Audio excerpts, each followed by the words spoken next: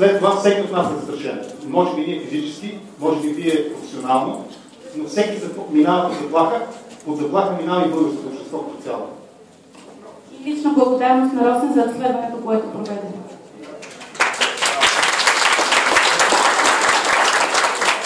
Заповядайте.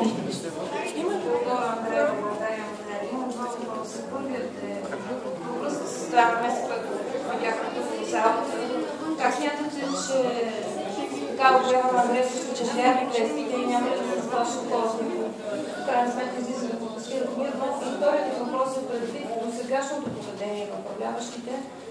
Докъде смятате, че ще доведе мирния протест и колко трябва да продължи? Благодаря ви. Предлагам на първия въпрос да отговори Вайло. Според мен, протестиращите, които 55 дни идваха редовно, хилядите, които идваха, няма да бъдат повлияни от хората, които сега в залата направиха този цирк. Според мен, тази пресконференция е насочена именно към тези хора, които няма да се повлияят от тях, но ще разпознаят себе си в нашата медия, понеже искаме да обединим повече хора. Именно целта да обединим силите си за оставката на правителството. Благодаря. И аз ще отговоря на втория въпрос, за до кога ще продължим.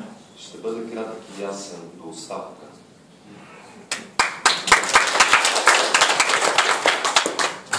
Добре, 24 часа. Митър Мартинов, 24 часа. Значи въпросът ми е, първо споменахте, че ще издавате вестник. Да попитам кога смятате да бъде първия брой и дали организацията ви ще се популяризира на принципа на вестника на вирусния маркетинг или смятате да използвате лидери на мнение, като примерно господин блогър, актьор. И специално към господин Косев въпрос, къде са българските музиканти, които да свирят на протест, както едно време Георги Минчев създаде сума песни? Благодаря.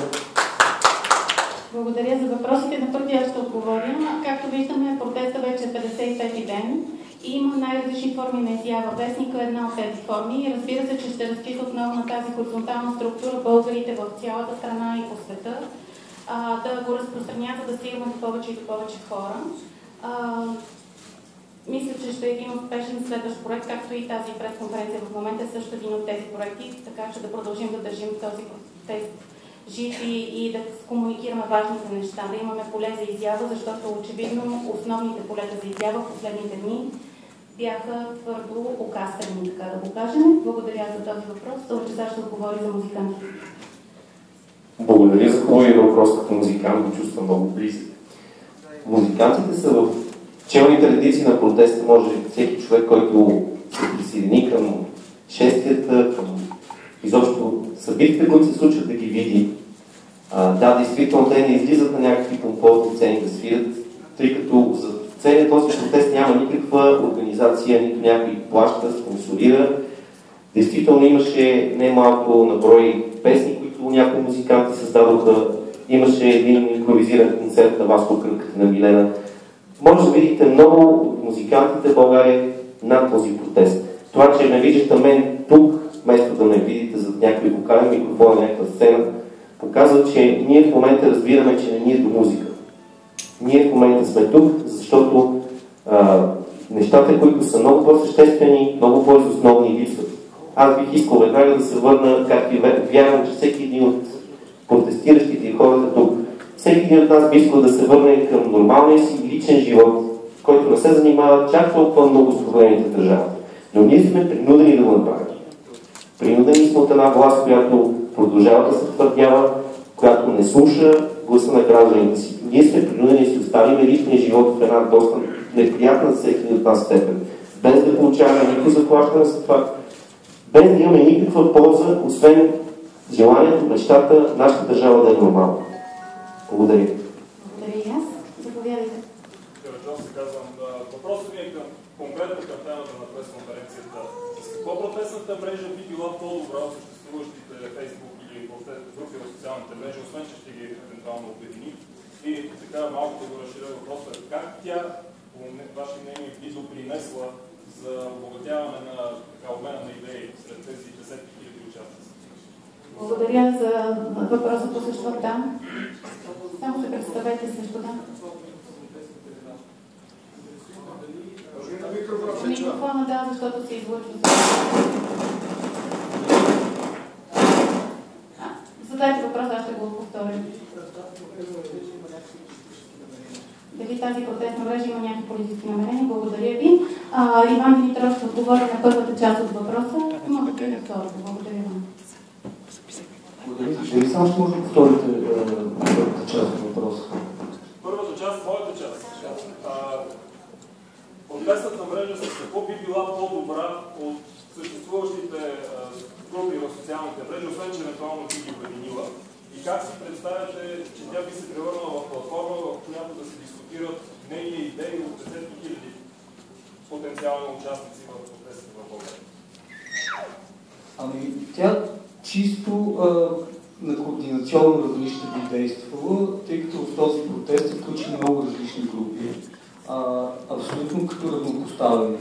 В този смисъл тя е нещо, което е равни между равни. Не знам дали това беше ясно, в смисъл малко кратък отговор. Аз бих искал да допълня.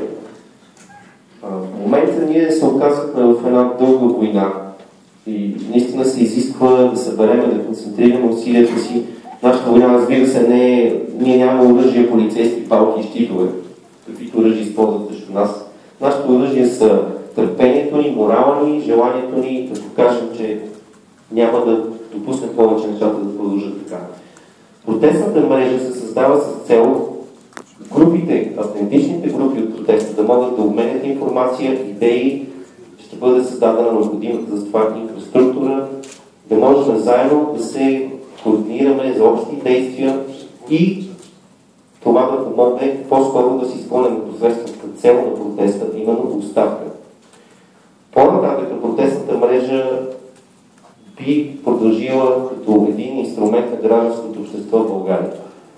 Нещо, което ще помогне на гражданите, които не виждат себе си в никоя партия, дори като предпочитание, и които в момента са непартийни, да видят една гражданска структура организация, която няма да им бъде натрапена в никакво лидерство, няма да им бъде натрапена политика на някакви лидери, а организация, където те ще могат наистина да споделят, да стигат до консенсус за най-основните неща, важни за обществото, и която ще продължи да притеснява политическата класа.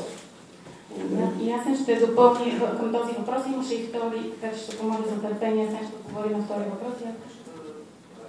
Ще бъда съвсем кратък. Има един слоган, който стои над една прекрасна сграда. За съжаление, тази сграда отдавна не функционира в полза на гражданите на България. Този слоган е: Съединението прави сила. Приемете, че протестната мрежа изпълнява този лозунг. Благодаря ви. Асен ще отговори на въпроса на колегата от Телеграф. Да, за господин от Телеграф. Линията, която се опитваме да прокарваме 2 месеца почти, не е полоста синьо, зелено, червено, ляво, дясно. Тя е полоста граждани, олигархия и мафия. В този смисъл на протеста, лично аз не съм съгласен с всички негови крайни послания и съм изключително щастлив, че през тези 55 дена вече, като шли викането "Турци сте", Волен еди какво си, Бареков еди какво си, нали, други подобни, като шли те умряха и няма беше ни сред нас. Това, което искам да кажа, че на протеста има много широк пъстър кръг от граждани с най-разнообразни политически убеждения и възгледи, включително и леви, лявомислещи хора, които не са съгласни с в момента управляващата върхушка в Българската социалистическа партия. Има хора, които са разочаровани от десницата, има хора, които търсят по-сериозно политическо представителство на екологичните си примерно убеждения и възгледи. В този смисъл първата неотложна задача е да се прокара тази разделителна линия, поне според нас, няма да се говоря от името на тези хора, които са тук на масата, ако някой не е съгласен, ще го прави, вярвам. Това е разделителната линия между гражданското общество, между гражданите, между реалното и ефективно политическо представителство, което не е отдадено в скрити финансови, корпоративни, откровено криминални интереси. Оттам нататък, с много малки промени, и това беше от първия ден, от третия ден, вероятно се изкристализира това искане за няколко базисни промени в изборния кодекс, например, които ще гарантират политическия плурализъм. Имаше искане, което също потъна, за съжаление не всички медии го отразяваха това, аз не знам тези, които не го отразяват, защо не го правят. Имаше искания свързани с това да се засили контрол върху разходването на партийните субсидии и така нататък. Тези няколко малки стъпки, ако бяха направени от парламента преди да подаде оставка, той ще подаде неминуемо, лично аз смятам, че до края на тази година ще подаде оставка парламента и парламента ще спре да функционира и правителството ще подаде оставка, тогава имаше гаранция, която все още не е умряла, разбира се, че с малки, постепенни, принципа на китайската капка, промени, ние ще стигнем до едно наистина нормално политическо, функциониращо политическо и гражданско общество в България. В този смисъл, не дайте да прокарате изкуствено разделителна линия, нали, този протест е такъв или онакъв, тази или онази партия стои зад него. Не! Това е гражданска инициатива, това са хора свободни, обединени около своите искания за нормална правова държава, за нормална морална политическа класа и политическо общество, в която група хора имат място, хора с всякакви политически възгледи, както казах, десни, леви, центристи. Нашата цел е друга в момента. Не знам дали ви отговорих на въпроса. Нашата цел е само една и тя е оставка и незабавни избори след това и аз ще приключи с въпроса, ще дам дума. Не правим, няма да правим политическа партия, конкретни отговор на конкретни въпроси. Заповядайте. Галя Горанова, вестник сега. Не мога да си представя практически какво точно се представлява вашата протестна мрежа. Ще създавате организации по места с лидери за контакти. Ако може да обясните малко по-конкретно с какво тя се различава, като да направят лидерите на федералските протести. Споменахте, че ще бъде изградена и съответната инфраструктура, която да позволи равноправен диалог между протестиращите. Какво точно имате предвид, освен вестника, за който стана дума? Откъде ще набирате средства, за да изграждате тази инфраструктура? Предполага се, тя все пак струва нещо. И дали припознавате реформаторския блок като политически изразител на вашите възгледи и сила, която сте най-близо като политическа платформа? Благодаря за въпроса. Той стана доста дълго. Ще забравим началото, но добре да може. Диана Тушева, ПНС. На мен ми прави впечатление, че от началото на протеста тези 55 дни има една градираща пиар кампания. На мен ми прави впечатление, защото все пак има и драматургични моменти. Между това, възстановката и не само това. Това са измислени пиарски техники. Интересно ми е да знам, един от вас каза, че няма да се финансови интереси. А как се финансира всичко това? Може би друга група се занимава с това? Ясно ще отговори на всички така много прекрасно зададени въпроси. Само да допълня, да кажете тия автентични групи, които обяснихте. Кои са тия групи, къде са, защо не са тук? Сега ще ги търсите. Обяснете нали всичко, за да е ясно. Вие една група ли сте, лидери ли сте, не сте ли, мрежа ли сте, как ще ги съберете в тази мрежа? Това е много хубав въпрос. Нека само, че станаха много. Ще кажа само, че ние представляваме различни много групи. Част от всеки един от нас представлява поне по една или две групи, в които участва активно. Ясно ще отговорим на вашите въпроси. Конкретно след това и за финансиране ще кажем, защото знам, че много ви е по-много. Значи, откъде да започнем? Ще започнем от инфраструктура. Значи, инфраструктура, това, което ние употребихме тази дума, се да предвид това, че ще бъде, тя вече съществува фейсбук страницата протестна мрежа, което е едно чудесно място за комуникация с всякакви други групи. След това ще има сайт, който много